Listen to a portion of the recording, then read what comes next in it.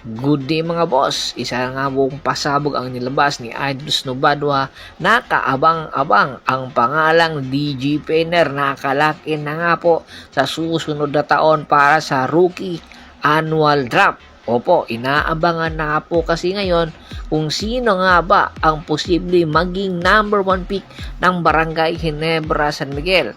Tandaan po natin na ang number 1 pick sa susunod na taon ay ang Barangay Ginebra San Miguel dahil ibinigay po nila or ibinigay ng Terra Firma Jeep sa Barangay Ginebra San Miguel ang nasabing pick.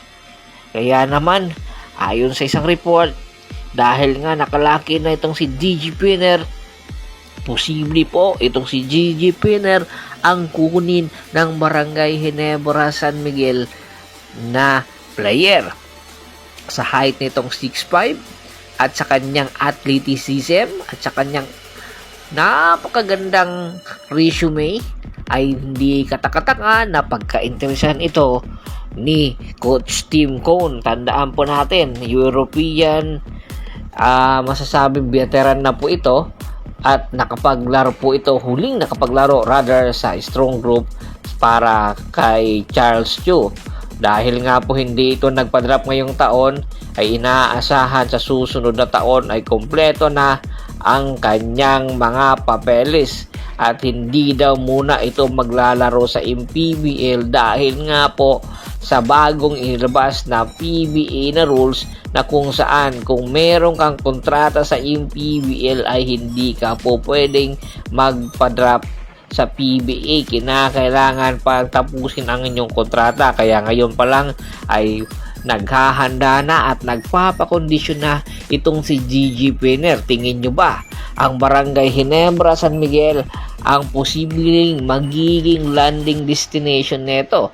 Dahil kung hindi ito kukunin ng Barangay Ginebra San Miguel ay ang isa sa mga nagkaka-interest na team dito ay ang Phoenix Fuel Masters, lalong-lalo na itong si Charles Cho dahil siya mismo ang nag-disklara or siya ang nakadiscover dito. Samantala, isa pa rin pasabog etong si Enoch Valdez. Sa mga nakaraan natin video, pinag-uusapan na nga po natin ito na ilalagay nga po ito sa trading block dahil nga sa limited minutes na ibinibigay dito ni Coach Jongwei Chico.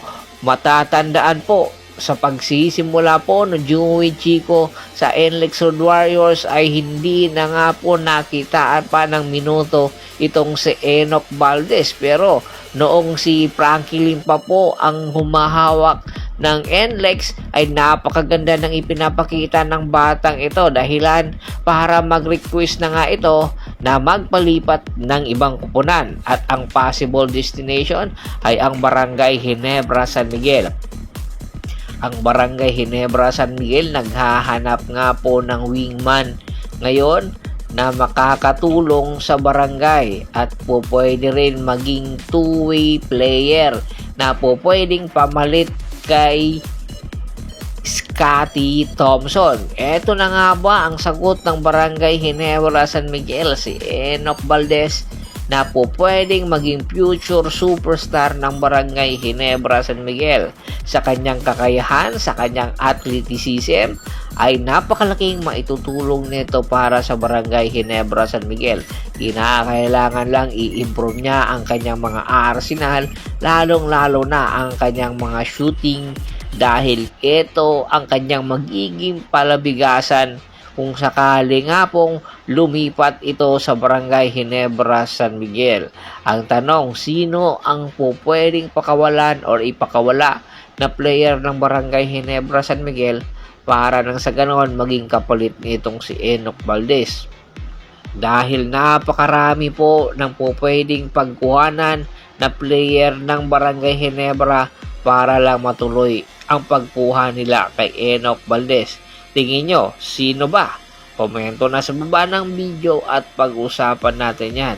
Once again, this is Percival Monteron at your service. Don't forget to subscribe my sports channel at don't forget to click the notification bell button para nga maging updated palagi sa pintuan. At bago pa man natin tapusin ang ating kwentuhan, shoutout muna tayo sa ating mga solid na followers na lagi pong sumusuporta palagi sa atin. Kay Kagawad Kat sa Kinudukusin ng Hagonoy, Bulacan, Anthony Lucky Alon at sa Lucky Alon family, Yornel Belches, Ricky Lanza ng Ricky Rider TV ng Tansa, Cavite, at si Mr. Julius Roche. Pakibisita na rin po ng Facebook page ko na Hapres PH3, Bostor at Paul Goso para po sa mga karagdagan sports balita. Hanggang sa muling kwentuhan, maraming salamat po.